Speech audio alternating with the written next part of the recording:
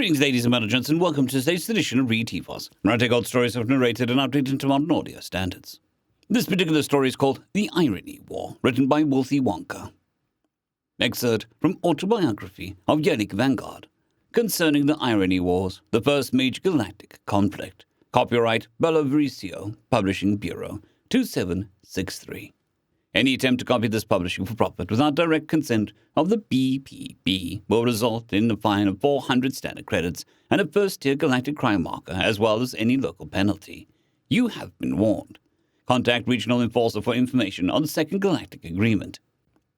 We were always told humanity was a cold, savage, brutally efficient race, and it was known as true, for there was proof. We heard of when they slaughtered 11 million of their own like animals, just to better one man's political power. We heard of countless deaths due to endless conflict between their own species, the swift elimination of everything in their path. We thought that they were monsters, for we were told it was so. I suppose this was a white lie. Successful propaganda is always based on truth. It made sense most of us enlisted to stop the terror that was humanity. But there is always more to the truth. We first contacted humanity in what is known as the Great Contact. This period was marked when most of the major cultures in the galaxy developed quantum communications and reached out across the galaxy. We found each other still nestled in our respective systems. You see, instant communication was developed far before common FTL travel. For a time, faster-than-light travel was universally deemed impossible. Even the humans, the great archivers they are, believed this. For a while.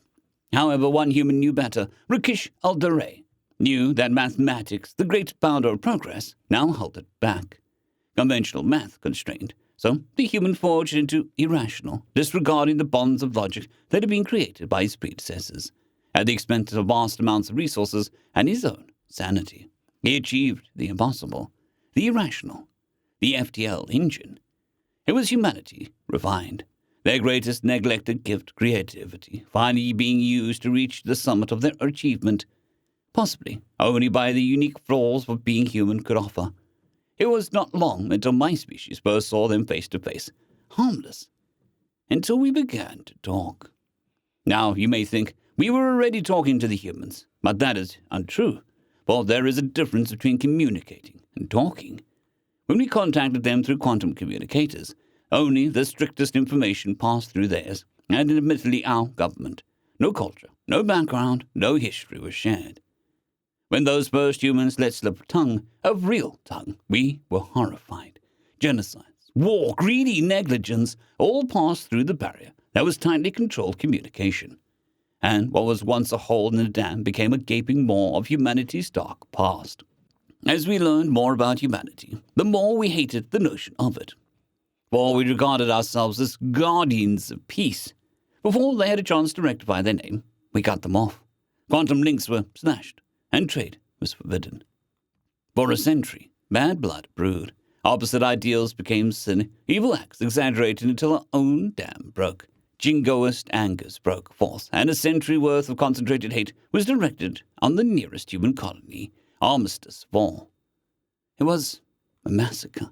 Defenseless and quiet, it was vigorously combed with bloodthirsty soldiers until the streets ran red with their blood, including I, a new recruit lusting for the glory of slaughtering humans.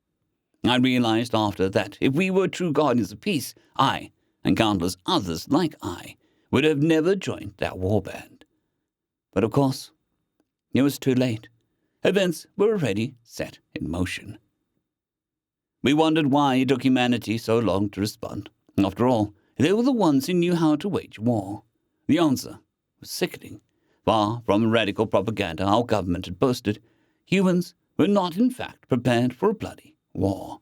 They were no longer slaughtering each other by the millions. They were not the hated thing that we developed to distaste war. When our preemptive scouts returned, they told of a marvelous world in isolation and unification had bred peace and prosperity.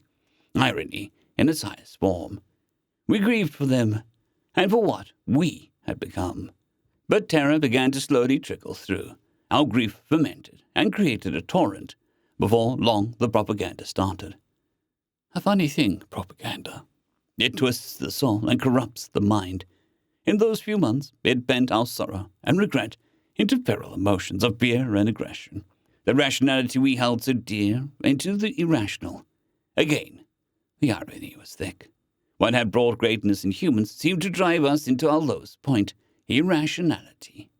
The conflict of ideals, the conflict of irony, what hypocrites we were. Although humans had established a society based on peace, they had not forgotten their grim beginnings. But we braced for the inevitable blow. Humanity once again rekindled its ancient predisposition towards war. They were even better than us in rallying troops, for they did not advertise the glory of it. They learnt their lesson. No, humanity fought because it was furious. It raged. Our slaughter of their colonists broke their old rules of war that they had disregarded ever so often, and now we had truly poked the beast in slumber. For 2 of their years we waited in apprehension, and in 2 years they restructured their society on their old, hated principle, war.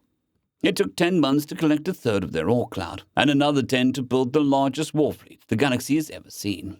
No great feat, for this war was the first of its kind.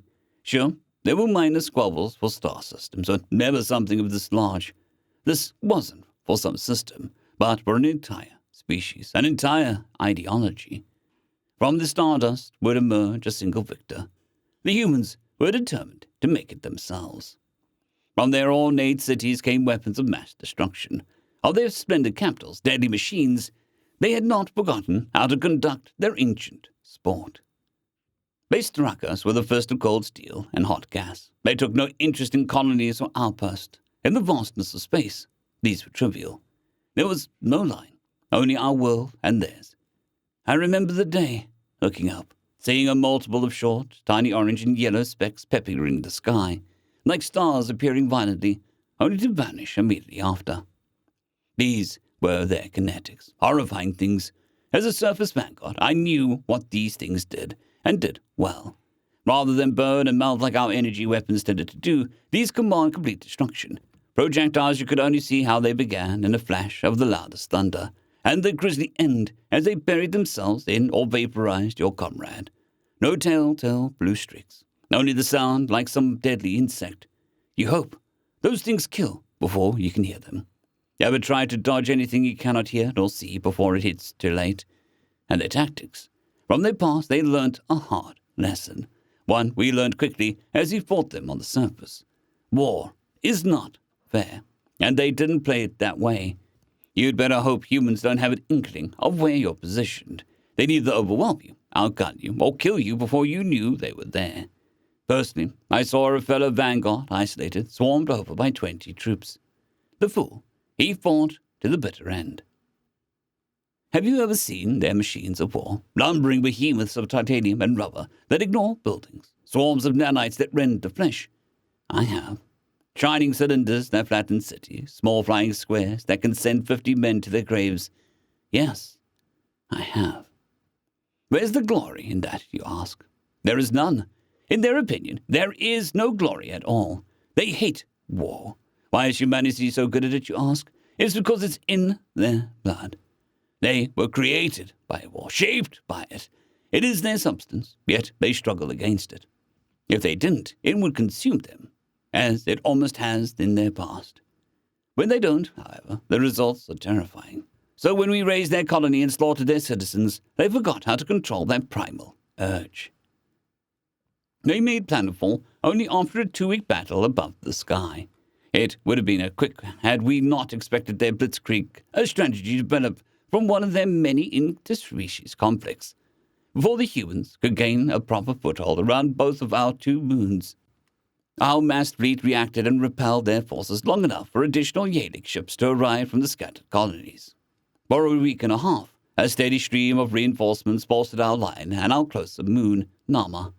At the same time, the human supply ships ran to resupply their massive fleet clusters around our second, smaller moon, Menra.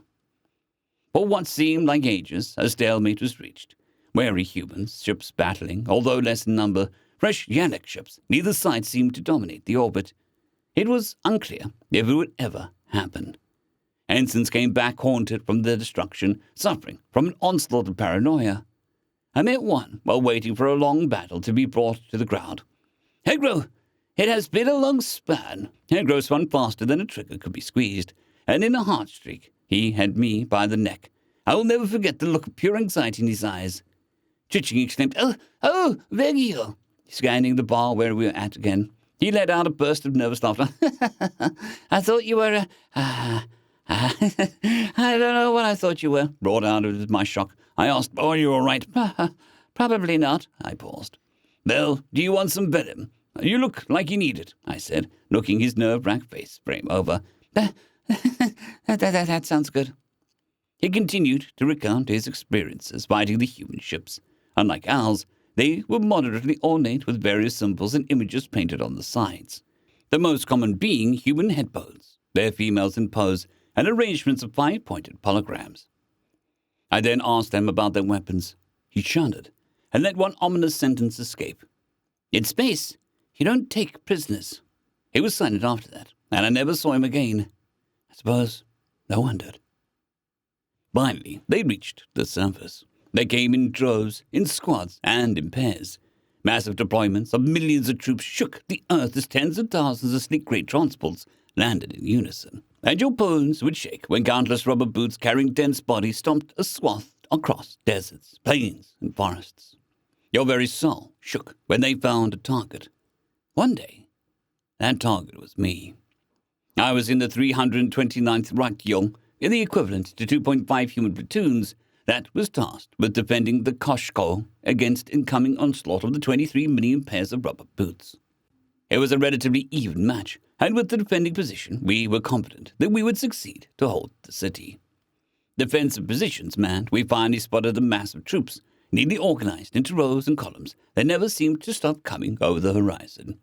They dressed in green-gray textiles, blocks of armor that seemed impossible to carry, their helmets dull black and pocketed with scars of previous battles, contained a sophisticated visor that glowed a gentle blue. As if that wasn't enough, thin strips of metal ran to the length of their limbs and along their spine, which I learned later enhanced their already impressive strength and endurance. Quite simply, it was the most terrifying thing I've ever experienced. As they neared, I heard a terrible whistling. Veteran of other battles, I knew what this meant. I crouched pitifully and blocked my ears. The confused recruit looked down at me, and before I could ward him, a jagged piece of iron had made a home in his skull. The torrential downpour of explosive spheres buffeted my auditory senses. When it ceased, I looked over the edge of the broken wall I took cover on. A sea of now charging humans greeted my eye. Escaping from every one was an orange bloom of gunfire and a primal roar of rage. By this time, we had mostly recovered. White-hot plasma was flung from turrets along the wall, cutting down slews of humans at a time. Smoking holes appeared and gushed red when beams of highly concentrated photons met flesh and steel. Yet still, they came on. Some coming with a half-faced limb. They didn't seem to die unless completely annihilated, and fought with whatever they could spend, which was either their life or their consciousness. It was in that moment I knew it was hopeless. Suddenly a small cylinder with holes drilled in it appeared to my left, skidding along the cracked and blood-stained cement. Everything turned white, and streaks of pain bolted through my brain. Then black, and something thudded against my head. I woke in a metal chair in a small metal room at a metal table which had accumulated a fair amount of saliva from my open mouth. I looked to my left and saw stars out of a circular porthole. Realizing that I was not restrained, I stretched my limbs and relaxed. I suppose I should have fought to escape, but for some reason I chose not to. A few increments later, the metal door opened. My warrior instinct soared, but I dismissed them. What would I do? They didn't bring me to this place to die. Out from it strode a human male clad in that same grey-green textile, that this time without the mass of armor surrounding it. He sat down in the chair opposite me and gave me a stare. I returned the favor. Oddly, I felt entranced by his soft eyes. The muscles inside them moved ever so slightly like an expanding pool, unlike mine, which is hidden behind a wall of smooth, transparent crystal. "You're the first one not to attack me today," the human said in my language, holding up a previously concealed stun rod in his hand. He dropped it on the table between us. Lazily, I shifted in my chair. "Well, what would I have done? I'm not stupid, human." He thoughtfully looked at me again, and I could almost see the mind working through those eyes. "That's a good start," he finally remarked. Intrigued, I asked. Start of what? He answered ambiguously. Would you like to rebuild your people? Of course. The human paused. Would you like to become the next hegemon? I no longer sat idly in my chair. Hegemon? I was shooting at you not a few degrees ago. Rotations, the human corrected. And we think that you're the right person for the job. I grew suspicious and leaned forward in my chair. Why? You seem to be intelligent, capable of being a strong leader, and you decided to not attack me when we met. All speak of qualities. The human drew his breath through his fleshy pink mouth. We require. I knew where this was going. Why do you want the Yadic hegemon? Surely you could raise the planet and establish a flourishing human colony? We could, the human admitted. But it is not our way. We do not enjoy that particular destruction. I tensed. You certainly seem to enjoy that kind of destruction during your world wars, I said coldly. The human's eyes flashed with a bright anger, then settled into a somber dullness. You are right. Violence is at the very core of every human. We revel in it. But it does not mean that we enjoy what we have done. Guilt is as strong as glory of battle. We have made our mistakes, and we are not proud of them, he stiffened. But so have you. We do not take well to injury. We know, and I am sorry for them, I said dismissively. I leaned in. But what is the real reason for letting us stay? Surely it cannot only be for the goodness of your hearts. The human grinned. A predatory, worrisome thing. You know us better than ourselves. Very well. We need a foreign trade outlet, you see. Our domestic market has grown stale, and the war has drained us. We need the Yadic. So I'm to become your puppet? Not at all. You may, of course, exercise sovereign power, but you must be prone to. He adopted a different tone and moved forward until he was where we almost touching faces. Suggestion. I see. Leaning back, I said. So another irony to top off this idiotic war, indeed. Indeed. End of excerpt. For use outside of Yadic Human Joint Education or purchase of the source novel, please contact Malevico Publishing Bureau. End of story.